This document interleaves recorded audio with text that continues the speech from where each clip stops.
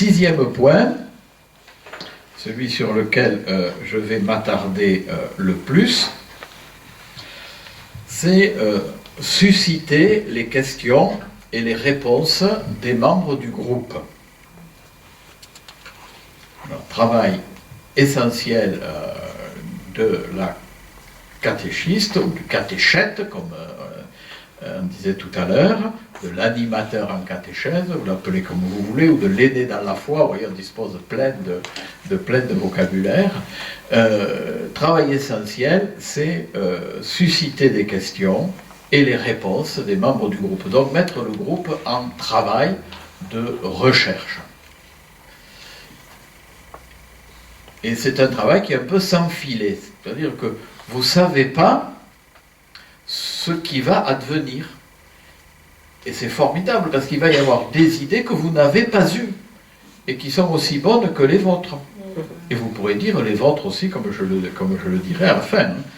Ça ne vous coupe pas la parole, loin de là. Alors, petit a, dans ce, voilà, je vais dire des petits a, petit b, je vais me perdre quand même, hein, mais c'est pas grave. Alors, petit a, bannir les questions fermées. Celles dont nous connaissons déjà la réponse. Que fait Moïse dans ce texte? Où est-il? Hein? Que dit-il? Voilà. Ce sont des questions fermées.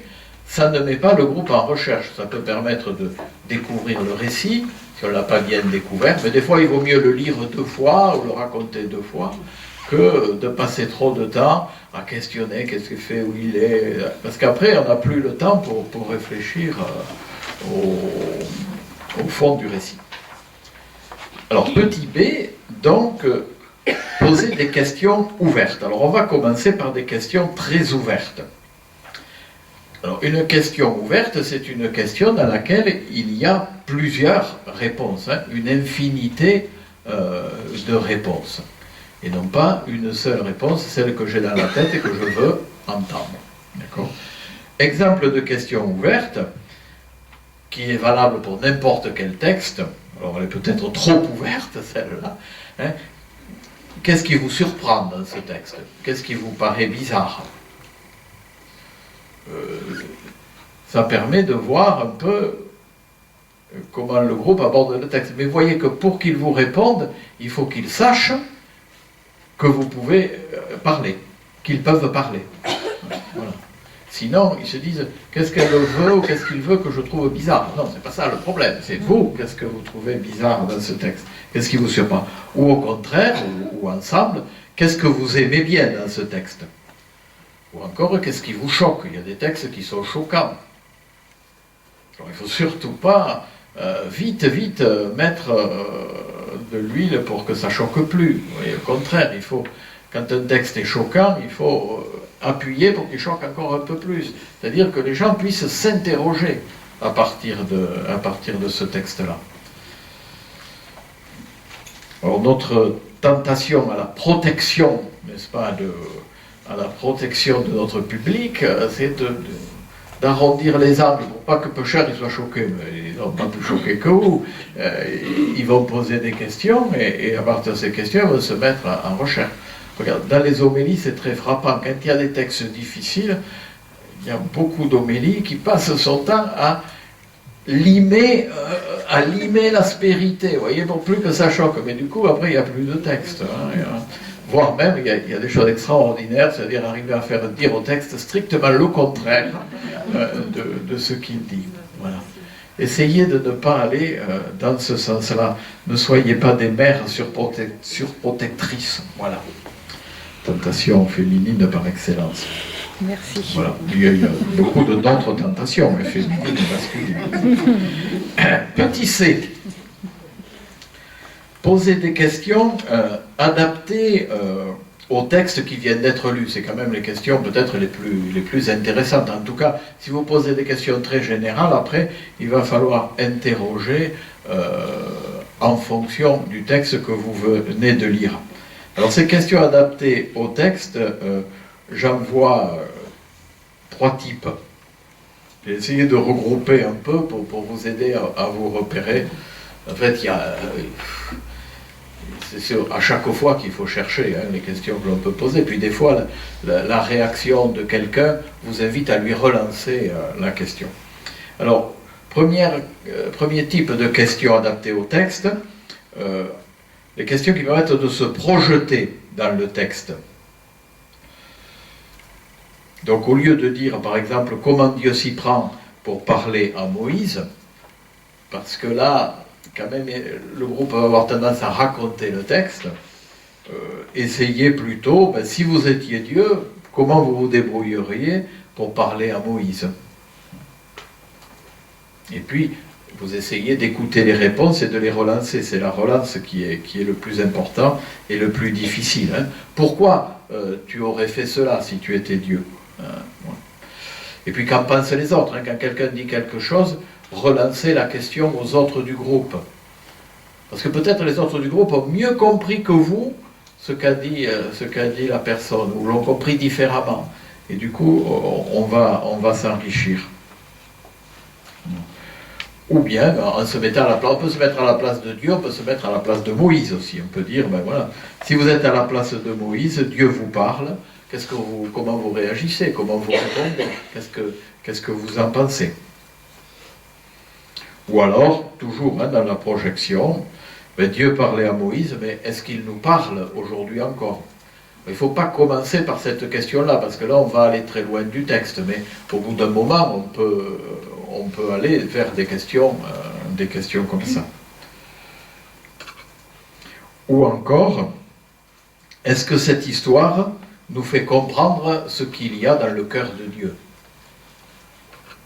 Oui, plutôt que de dire, est-ce que cette histoire nous fait connaître Dieu, parce que c'est un peu abstrait, mais par exemple là, c'est une accroche qui peut permettre de réfléchir sur le texte et de tirer du sens.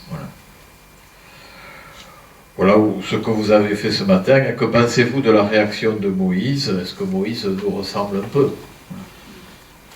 Voilà. Premier type, donc, des questions où on se projette pour être dans le texte. Là aussi, vous savez, dans les exercices spirituels de Saint Ignace, il propose très souvent ça comme exercice spirituel. Quand on veut méditer un texte, on se projette dans le texte. On fait comme si on avait assisté à la scène, comme si on était là, pour rentrer dans les sentiments des personnages, par exemple. Deuxième type, en orientant vers les éléments symboliques du récit, pour essayer d'en décrypter le sens. Donc j'oriente sur des choses qui me semblent être dans le récit des éléments symboliques, qui ne sont pas simplement des éléments matériels, mais qui nous tirent vers le sens. Alors, question typique, pourquoi Dieu parlait-il à Moïse dans un buisson en feu? Qu'est-ce que ça veut dire? Est-ce que Dieu ressemblerait à du feu? Un type de question, vous voyez, vous ne savez pas ce qui va arriver quand vous posez ce type de questions. Mais souvent, il arrive des choses intéressantes auxquelles vous n'avez pas pensé. Ou travailler sur le nom, là. Donc Dieu demande à Dieu son nom. Est-ce que c'est important de connaître le nom de quelqu'un? Est-ce que c'est important de connaître le nom de Dieu? Qu'est-ce que ça change quand on connaît le nom et quand on ne le connaît pas? Vous voyez que ce type de question va amener à réfléchir. Ou bien, sur Pentecôte, même chose, mais pourquoi l'Esprit Saint à Pentecôte, il vient sous forme de langue de feu, de langue et de feu? Qu'est-ce que ça veut dire? C'est pas pareil que de venir sous forme d'un oiseau, sous forme d'une colombe, c'est langue de feu. Donc, type de question qui touche aux éléments symboliques du récit. Et donc, si on touche aux éléments symboliques du récit, on va aller vers du sens. Troisième type de question que j'ai trouvé, sûrement vous en avez trouvé d'autres, que vous pourrez le dire d'ailleurs. Tout ce qui concerne les rapprochements d'un texte. Alors, à quoi ça sert de faire des rapprochements? Déjà, rapprochements à l'intérieur de la Bible, entre des textes de l'Ancien Testament, entre des textes de l'Ancien et du Nouveau Testament, rapprocher les textes. Rapprocher les textes, c'est rentrer dans la culture biblique. Vous comprenez? C'est-à-dire que la Bible parle à travers des mots qu'on a traduit en français, ce qui nous permet de le lire, c'est déjà bien agréable. Mais elle parle aussi à travers des images. Il y a beaucoup d'images qui sont parlantes dans la Bible. Et plus vous connaissez de textes bibliques, plus vous connaissez le genre littéraire ou les genres littéraires de la Bible, plus vous connaissez ces images. Mais on peut commencer très petitement, comme vous avez fait, hein, en comparant des textes entre eux, en se disant, mais qu'est-ce qui est semblable dans ces textes? Et à partir de là, dire, mais est-ce qu'il y a du sens qui se révèle dans chacun des textes? Par exemple, vous avez mis ce matin en valeur le genre littéraire que j'appellerais d'annonciation, ou de vocation, ou d'annonciation. Vous avez rapproché au moins l'annonciation à Marie et l'annonciation à Moïse, on pourrait dire ça, hein, ou la vocation de Marie et la vocation de Moïse. Mais c'est vrai que ces textes de vocation, il y en a beaucoup dans la Bible, ils sont construits toujours un peu pareil, hein. Il y a des éléments que l'on retrouve, et ça nous permet tout de suite de dire, tiens, il se passe quelque chose d'important, Dieu vient à la rencontre d'un personnage et il va lui donner une mission. Voilà. Donc, rapprochement des textes entre eux, eh bien, vous pouvez aider votre groupe à faire des rapprochements. Si votre groupe ne connaît rien de la Bible, il faut aller chercher un autre texte et les comparer entre eux. S'ils connaissent déjà beaucoup de choses, vous pouvez leur demander si ça leur fait penser à un autre texte.